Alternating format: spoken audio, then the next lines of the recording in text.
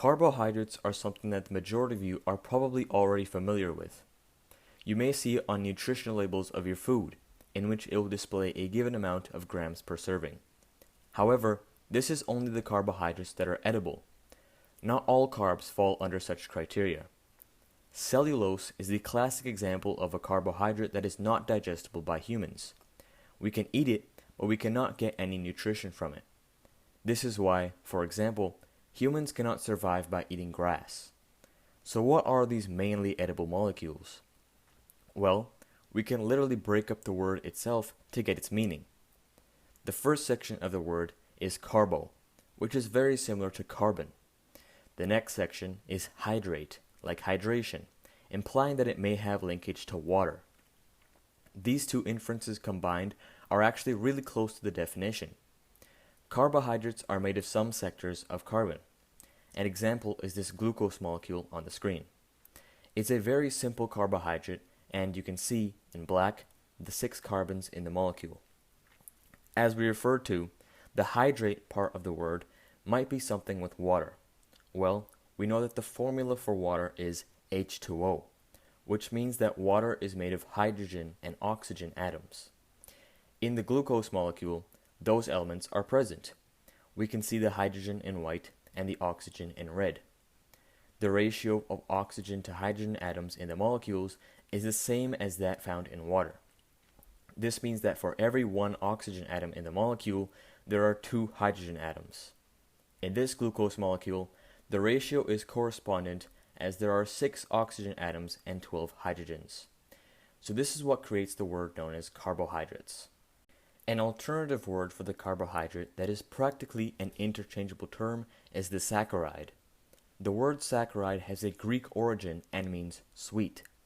This terminology is logical for carbohydrates. We can take, for example, the glucose molecule.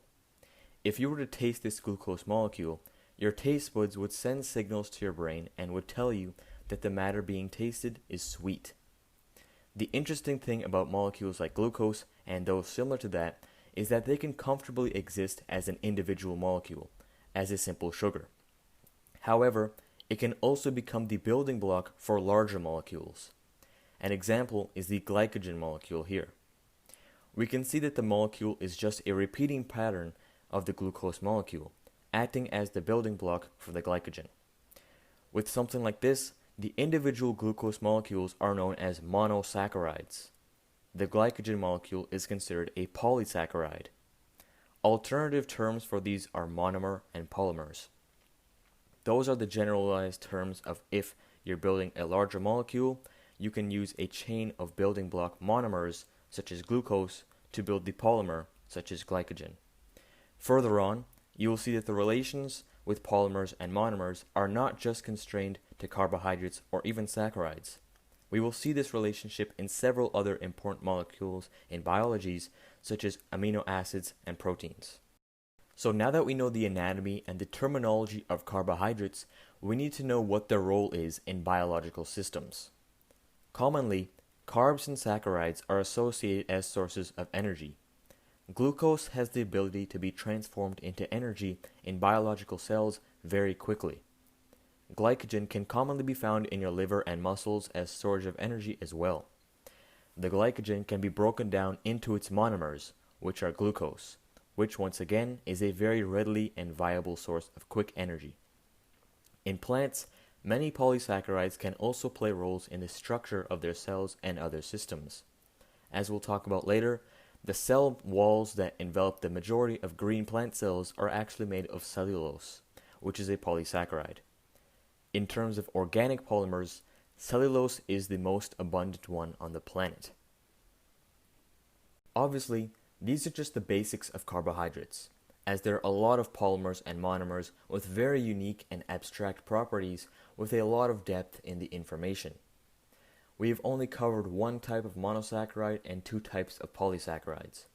While glucose and glycogen are amongst the most common carbohydrates, there are so many other types of monomers and polymers. One thing about polysaccharides is that they can be branched out into a broader family of molecules known as macromolecules. Once again, you may have heard of this term if you're into food science and nutrition. Not all macromolecules are edible, however, just like carbs. The family of macromolecules, as inferred from the prefix macro, consists of larger molecules that can often have thousands of atoms within each of these molecules. Now, I'm not trying to confuse you. Macromolecules are very large at atomic levels, but they are still on the molecular scale and are still practically invisible to the naked eye, and you would still need an astronomically powerful microscope to see such molecules. Biology is an exponentially immense field and just a fraction of science.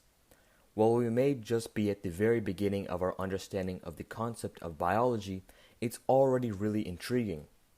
In future videos, carbohydrates will appear many times, which will increase our understanding of these molecules, which I definitely look forward to making. But for now, I thank you all for watching.